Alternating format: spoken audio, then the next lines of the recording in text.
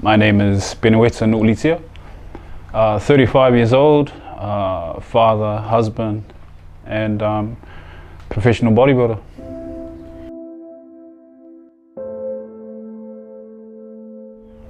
I believe it was near the end of 2017.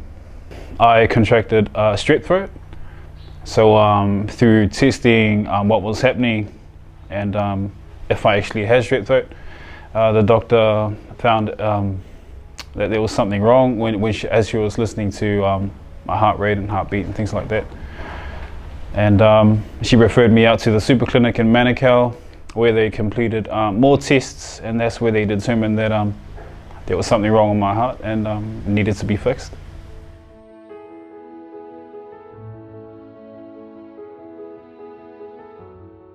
The specialist said that it was due to a birth defect.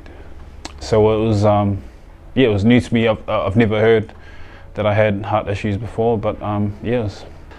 They said I'm pretty sure it was the left part of my heart was inflamed because it was overworking or something like that. And so I was on medication for a good, maybe about 3 months.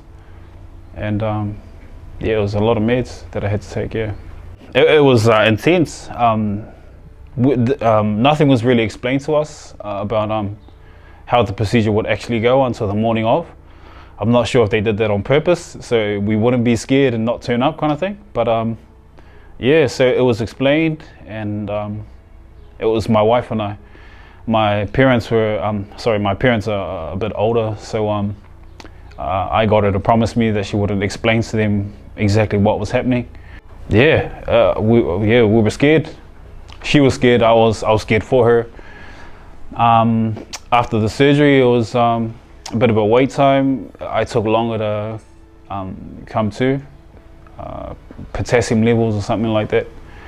And we woke up. I remember waking up and a tube was in my throat. And just my wife saying, you have to learn how to breathe with it in there. Try not to freak out. It was weird, just waking up with that tube in your mouth and down your throat, like you could literally feel it down there. And it was a bit daunting, but I think I kept waking up and going back to sleep. It just felt like everything was out of place in my back, shoulders, my lats, everything just felt wrong. I couldn't sleep for that first night because it was that painful, so my wife had to come back and help. But I think after the initial night, it was we were okay. My parents, my wife's parents were all there, so my wife wasn't alone. And so we kept the kids away from the hospital for a little while until they knew what was happening. But she had support. We had support. Yeah, the ward is really supportive. I really enjoyed staying there. The nurses were great, the doctors, the specialists, everyone. Life changed dramatically after the surgery. I was made redundant, so there was no job. Being jobless, it was quite easy to find a job afterwards, only because I'd been in a call center environment for over 10 years at that time. But then once I was back in that job, I realized that I didn't really want to work in a call center anymore. And then pursued a certificate in personal training. Support at home mentally helped me get through a lot. So it was, I wouldn't say it was easy, but it wasn't as hard as I thought it would be. Just not being able to do things as I could have done before, like attending rugby games, league games, being able to walk longer than 5 meters without getting tired or getting sore. What else was there? Just feeling like I'm not being a father, like I was a person in the house recovering from heart surgery, not their dad. So that was that played a mental game with me. Physical activity and nutrition is extremely important to great health.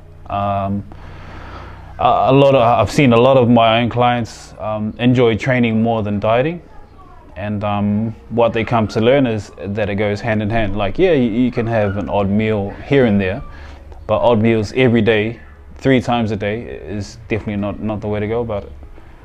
So yeah, it's all about educating my clients who are predominantly Pacific Island, and it's just trying to make change with them so they can pass that on to their families, their kids, their partners, and things like that. Yeah.